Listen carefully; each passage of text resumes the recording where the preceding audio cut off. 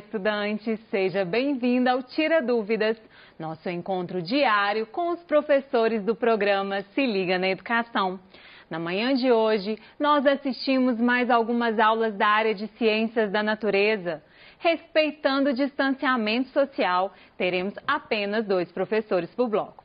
Nesse primeiro bloco, estão aqui comigo o professor de Biologia, o Vinícius Braz, e a professora de Ciências, a Marisa Araújo. Sejam bem-vindos, professores. Obrigada. Gostaria também de agradecer a presença dos nossos intérpretes de Libras, a Valdene Cordeiro e o Daniel Costa, que está com a gente nesse bloco. Então é isso. Antes da gente começar, eu quero lembrar que a dinâmica dos nossos encontros nesse mês de janeiro está diferente. Como entramos no nosso último ciclo do ano letivo e já estamos nos preparando para o PET avaliativo, quem formulou as questões que vamos resolver aqui hoje foram os próprios professores. Afinal, eles já sabem as dúvidas mais comuns e principalmente os pontos que devem ser reforçados em cada conteúdo abordado. E para isso, vamos começar relembrando, os temas que vocês assistiram hoje. Vamos começar com a professora Marisa. Professora Marisa, tudo bem? Tudo bem. Conta pra gente o que os alunos viram hoje em Ciências. Ok, tudo bem com vocês, pessoal? Bem, nós aprendemos no 4º ano do ensino fundamental evolução da tecnologia. A gente já começou a falar sobre esse assunto, né, em outras aulas, a gente está dando continuidade ao assunto. E então eu abordei principalmente evoluções tecnológicas na agricultura e também na medicina, tá? Foi o enfoque maior que a gente teve. E também um pouquinho na telecomunicação, tá? Já no 5º ano, dando continuidade ao estudo aí do espaço, né, do céu, que a gente está há um tempinho aí estudando o espaço celeste, a gente estudou os planetas gasosos, né? Algumas características deles, curiosidades. E, finalmente, no 6º ano, a gente deu também continuidade ao estudo da visão, da luz. Então, eu dei um enfoque maior à luz. O que é luz, né? Como que se caracteriza uma luz? O que é absorção de luz, emissão? Como que a luz ela reage aí nos olhos? Então, mais ou menos aí nessa linha.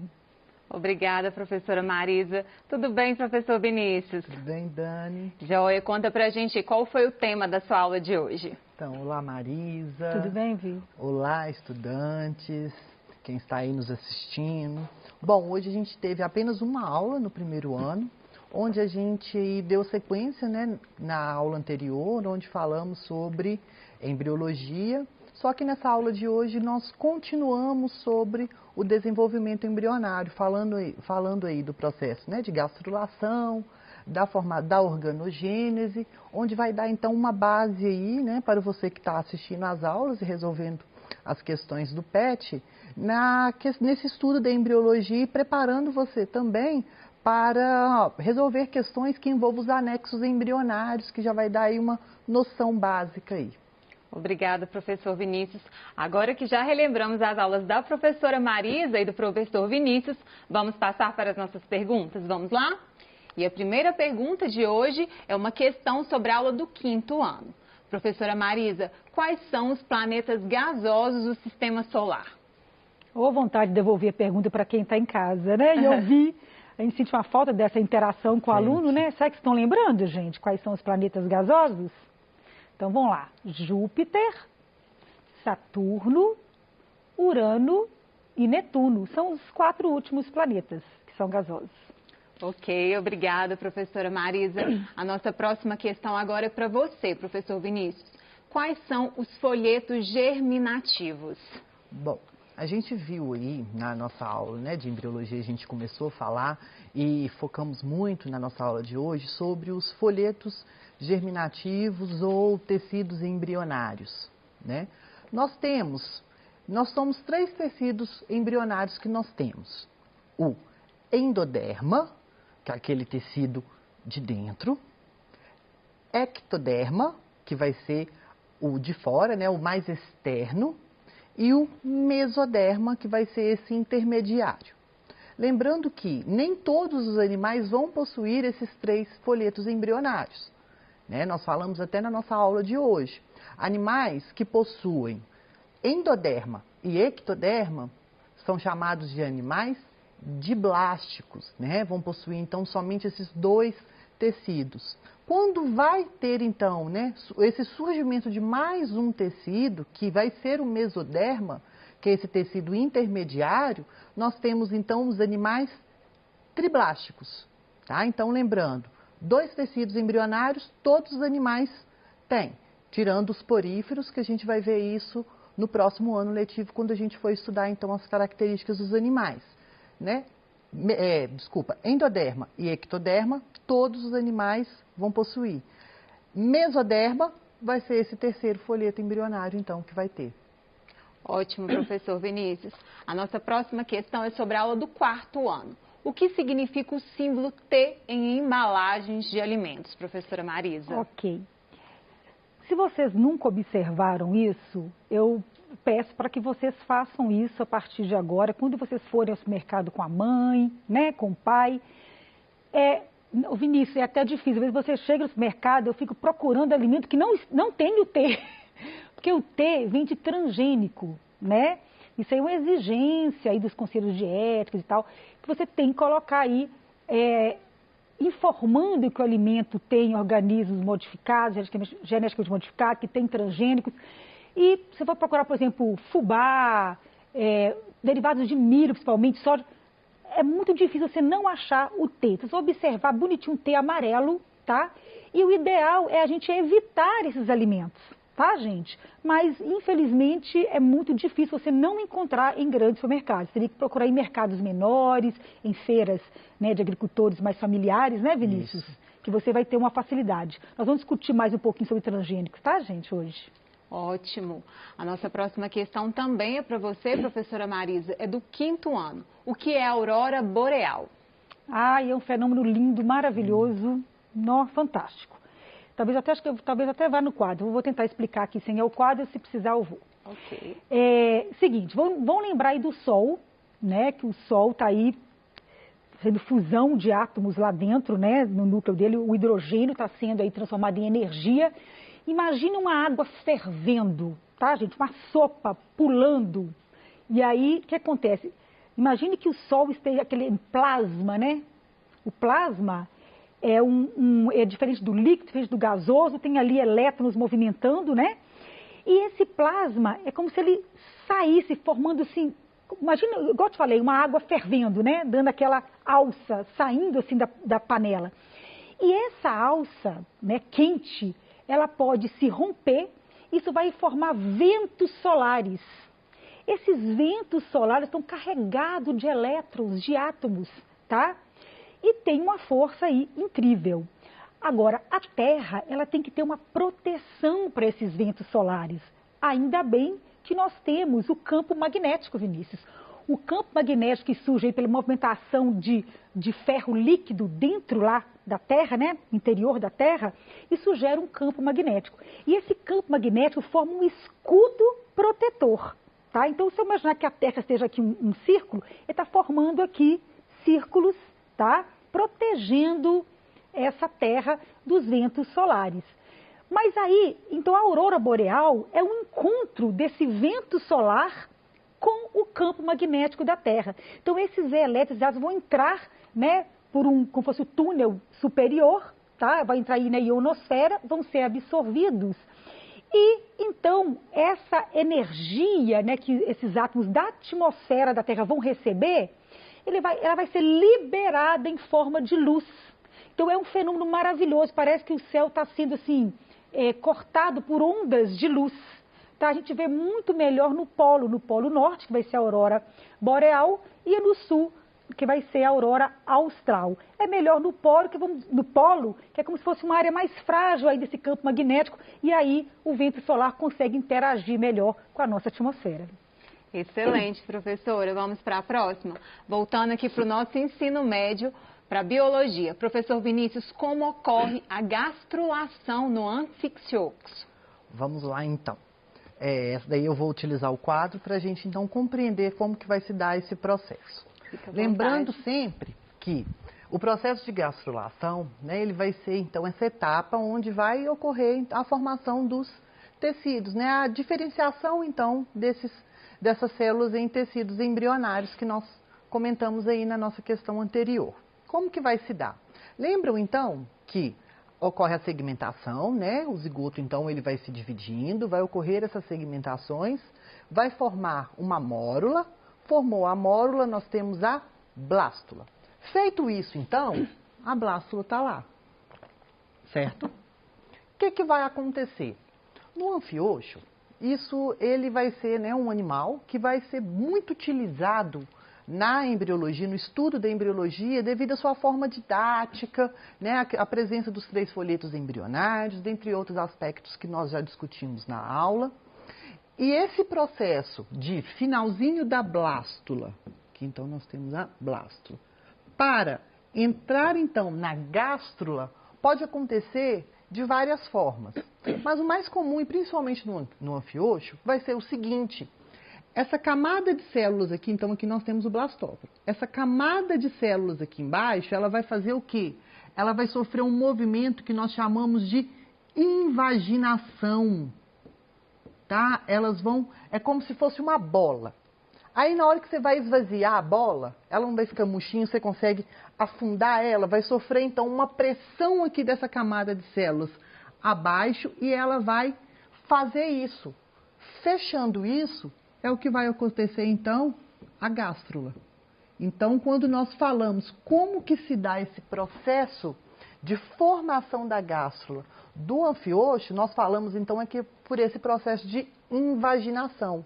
Aí existem vários outros, né? O processo de evaginação, onde ocorre o contrário, tem a questão do deslocamento de células que pode ser mais interior, e isso vai ser também dependendo do tipo de ovo e da questão também do tipo de segmentação.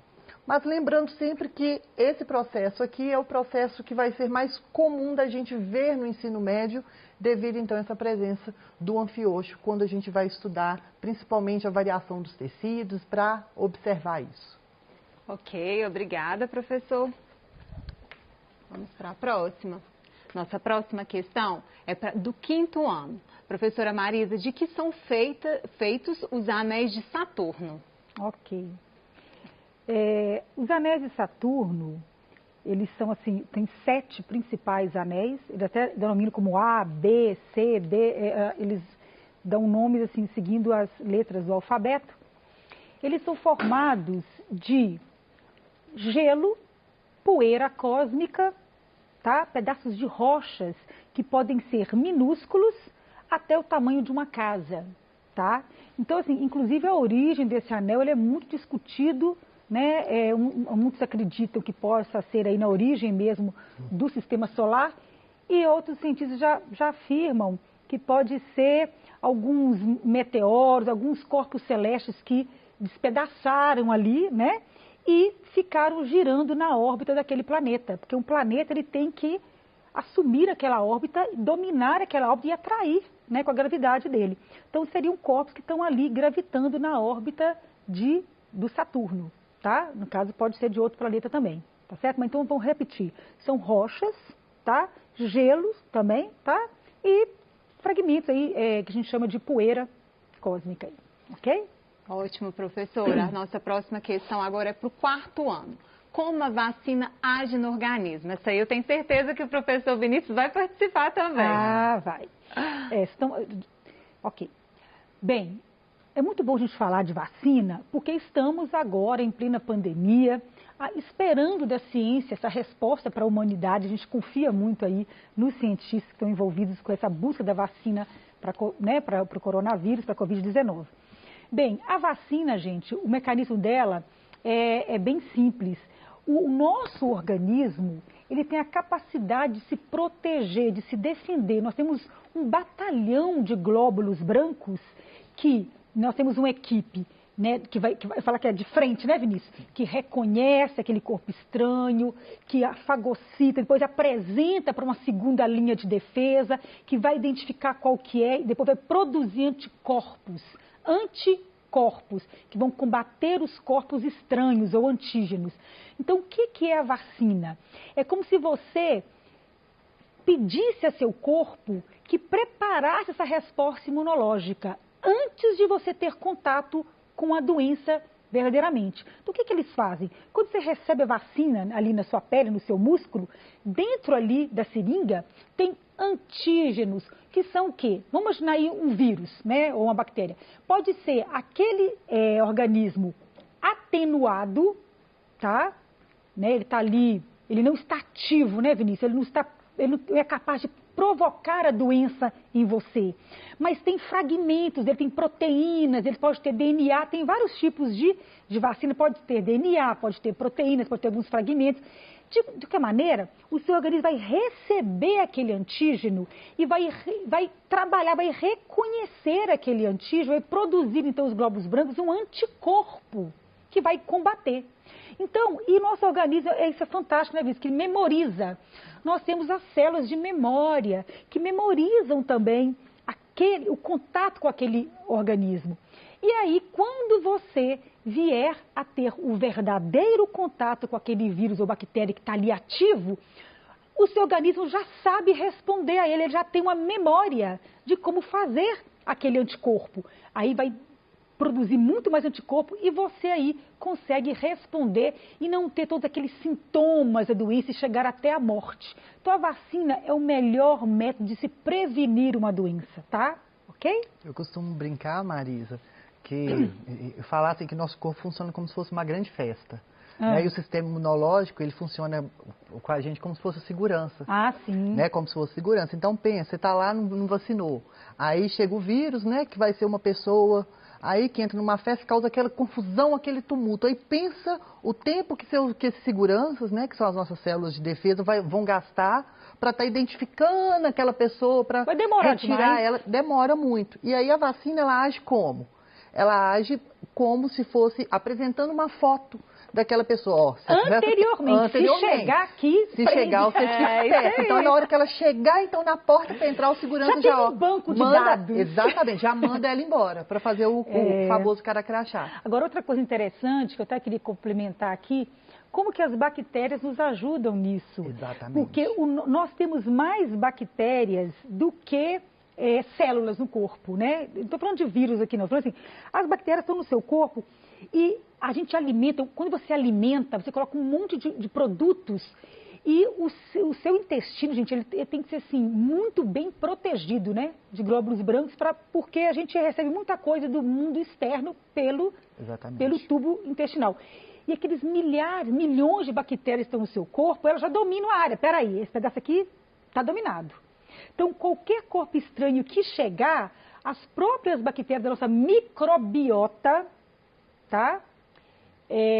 Não é flora, tá, gente? Flora é de flor. A nossa microbiota intestinal, ela vai ali já estar nos protegendo dessas bactérias que podem causar doenças. Então, é muito importante ter essa alimentação correta. Quanto mais você alimentar de forma variada, maior vai ser esse conjunto de bactérias que vão nos proteger também, tá? Excelente, professores. Eu falei que o Vinícius ia participar, interagir nessa. Vamos para a próxima. Professor Vinícius, qual evento marca o início da neurula? Então, na hora que a gente vai ver aí, vamos lá para o quadro de novo, né? Que a gente não tem como a gente aprender biologia sem desenhar, né, Marisa? Fica à vontade. Não tem como. O que vai acontecer? Então, eu tenho lá a gástrula formada. Beleza, ela vai estar lá bonitinha aqui, a gástrula. Feito isso, fechando então a gástrula, os tecidos embrionários já então todos lá, né, diferenciados. Então eu tenho aqui essa camada mais externa aqui, que vai ser o ectoderma, né, esse tecido. O que é que vai acontecer? Aqui parece que está achatado, não parece? É como se fosse, vamos pensar aqui uma bola, né, uma bola ou então um cilindro. Aí você vai lá e dá um tapa, achata. Isso daqui fica mais um pouquinho achata. Isso daqui vai marcar o início da neurula, né? Que vai ser então essa fase, esse primeiro acontecimento aí que vai marcar o final da gástrula, onde os tecidos embrionários já vão estar todos diferenciados, para começar então a se diferenciar nos órgãos, né? Nos tecidos finais que vão acontecer, o que nós chamamos de organogênese. E aí nós temos essa neurula que vai ser o quê? A formação do sistema nervoso, né? Então, ou que vai ser um dia um sistema nervoso desse indivíduo. O que vai ter de importante nisso? Quando nós temos, então, esse achatamento aqui, nós chamamos isso daqui de placa neural. Mas por que, Vinícius? Placa neural. Quando isso está achatado, vai fazer esse movimento aqui, ó. Ela vai pegar e essa placa neural é como se tivesse aqui fechada e ela vai o quê? Vai voltar, vai se dobrar contra ela mesma. Invaginar. E isso aí vai acontecer, isso daqui, ó. Isso daqui a gente chama que vai ser a goteira neural que eu falei lá na aula. Goteira neural. Mas, Vinícius, por que vai acontecer isso? Porque na hora que vier, vai fechar, isso daqui vai fechar de novo. E aí, essa goteira aqui que deu, vai formar o nosso tubo neural. O que vai originar aí, então, a nossa medula espinhal. E abaixo a gente sempre observa que vai ter o quê? A notocorda aqui embaixo para dar essa sustentação. Então, o que vai marcar o início da neurula? Vai ser isso daqui, ó. No finalzinho da gástrula, nós temos aqui essa formação da placa neural da ectoderma, que vai ser aquele achatamento, onde desse achatamento vai se invaginar, vai sofrer então essa volta aqui, como se fosse um pseudópodes, a gente conhece mais, como se fosse, então vai voltar a desdobrar, formando a goteira neural, para formar o tubo neural. Ô, Vinícius, só complementando aqui, eu acho interessantíssima a questão dos folhetos embrionários, né? Não. Porque, por exemplo, o ectoderma dá origem à pele, por exemplo, dependendo do tecido, ele vai originar tecidos e órgãos diferentes. Exatamente. Né? A mesoderma dá origem a músculo, a endodérmia a órgãos mais internos, intestino. Isso é muito legal, não, né? É lindo. Eu sei o cérebro também é ectoderme, né? Isso, eu sei entendendo igual, né, tudo aquilo do tubo neural Sim. que vai vir, vai formando todo o nosso sistema nervoso. E não o fato da coluna vertebral, igual a gente fala, eu falei lá na aula. Não a coluna, que a coluna vai ser formada por ossos. Nem todo animal tem coluna, isso, né? E proteger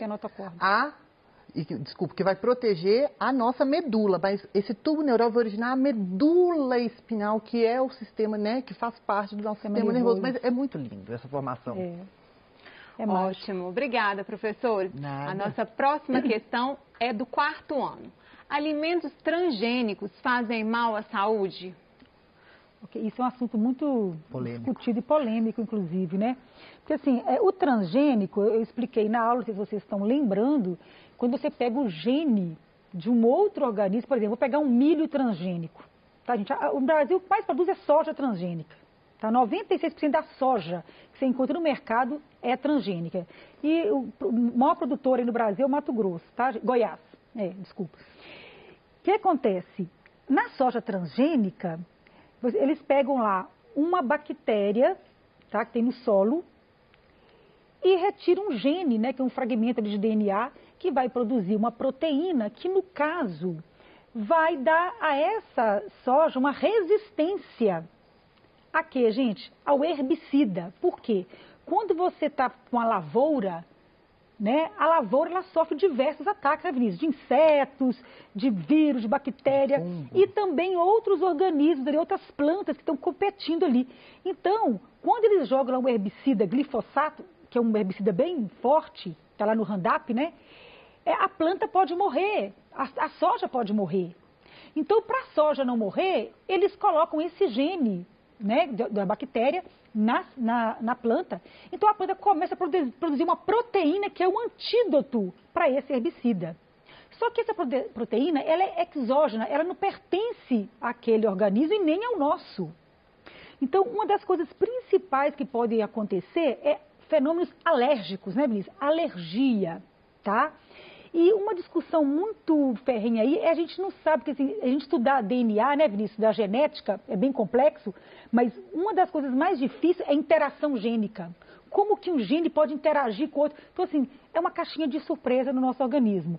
Alguns estudos levam aí, apontando para podendo causar tumores, né, causar cânceres também, e principalmente aí fenômenos alérgicos bem graves, tá? Então, o ideal é evitar, mas eu acho que é quase impossível, a gente está o tempo todo comendo aí transgênico, tá, gente?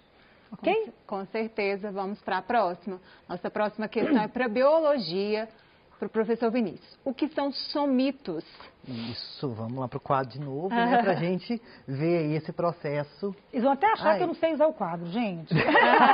Normal, não, normal, mas biologia não tem como a gente aprender verdade. sem coisa. Ciência ainda a gente consegue falar, demonstrar. Não, sabe o que eu falo para meus alunos? Tem que ter lápis de cor, tem que ter, traz lápis de cor para a sala. Tem que ter, e aí... Né? Desenhar e colorir. Exatamente, na hora que a gente vai ver isso, principalmente em biologia, não tem como a gente fazer isso sem desenhar. O que acontece? Nós vimos aí então a gastrulação, nós vimos aí a formação da neurula, e aí pergunto vocês, né, o que vai ser esse tal de somitos, né? Somitos, todo mundo a gente vê lá nos livros, em algumas questões. Quando eu tenho lá então uma organogênese bem avançada, então vamos tentar desenhar aqui, ó. Então vai ter o seguinte, eu tenho aqui, ó. Tá, eu não vou desenhar as célulazinhas, não, mas é só mesmo para a gente compreender aqui como que vai estar funcionando isso. Se desibir não, tá, Vinícius? Mas isso aqui não é muito bom da gente desenhar. Ele não tem muita aderência. Então, ó. Então aqui, lembrando que aqui eu vou ter aqui, ó. Olha só que interessante. O desenho aqui tá um pouquinho feio, mas dá pra gente ver. Aqui então eu vou ter, né, o ectoderma. Só pra gente ver. Mas Vinícius, como que você sabe que é o ectoderma? Camada de célula que vai revestir externamente. Aí é muito fácil identificar. Tubo neural, né? Abaixo do tubo neural tem a notocorda. Aqui, então, eu vou ter o arquêntero, né? Aqui, a endoderma, tá? Que vai revestir, então, esse arquêntero. Que é o tubo digestivo primitivo, né, Vinícius? Exatamente. Aqui é um espaço vazio aqui. Esse espaço vazio aqui, o que vai ser? Vai ser o que nós chamamos de celoma, que vai ser as nossas... a cavidade, onde vai originar as nossas cavidades torácicas, abdominais. E isso daqui tudo aqui, Vinícius? Mesoderma. E aí, o que vai acontecer? Os somitos vai ser essas porções aqui, ó. Vou até trocar de cor aqui, pra gente observar. Vamos colocar aqui o rosinha. Os somitos vai ser, então, essa porção aqui, olha, que a gente chama de mesoderma, essas placas aqui, ó, de mesoderma aqui, que nós chamamos isso de somitos. Mas, Vinícius, por que tem essa importância, então? Esses somitos, eles vão originar quem? A nossa coluna vertebral, os nossos músculos esqueléticos, que nós acabamos de comentar a questão lá, então, do tubo nervoso, né, do tubo neural, que vai formar, então, né, o nosso sistema nervoso. E eles vão estar aqui, olha, bem próximos. Reparem a proximidade aqui, olha. A notocorda vai fazer essa sustentação e juntamente aqui, olha, com os somitos que vão originar, então, o nosso músculo esquelético e a coluna vertebral. Então, suplemento, então, vai ser o quê? Blocos, né, de mesoderma, que vão se localizar, então, nessa região aqui, superior aqui, de uma foto aqui desse ser, quando está, então, no finalzinho da sua organogênese. Então, vai ser o mesoderma diferenciado. Então, esse estágio intermediário entre o mesoderma e o produto final, que no caso ali vai ser, né, a coluna vertebral ou os músculos esqueléticos. Ótimo. Isso é interessante como que o DNA está por trás disso tudo, né? Os genes, uns ativos, outros não ativos. É inexplicável. É impressionante isso. E como que consegue ter essa capacidade de diferenciação do mesmo grupo de células que se diferenciam e se regeneram, assim, eu falo que a vida é uma mágica, gente. A vida é uma mágica. Excelente, professores, obrigada. Estamos chegando ao final do nosso primeiro bloco do Tira Dúvidas da área de Ciências da Natureza. No próximo bloco, nós teremos a participação do professor de Ciências, o Bruno Galvão, e da professora de Química, a Débora de Mendonça. Eu agradeço a presença da professora Marisa e do professor Vinícius. E você, estudante, fique ligado. Já já estaremos de volta. Não saia daí.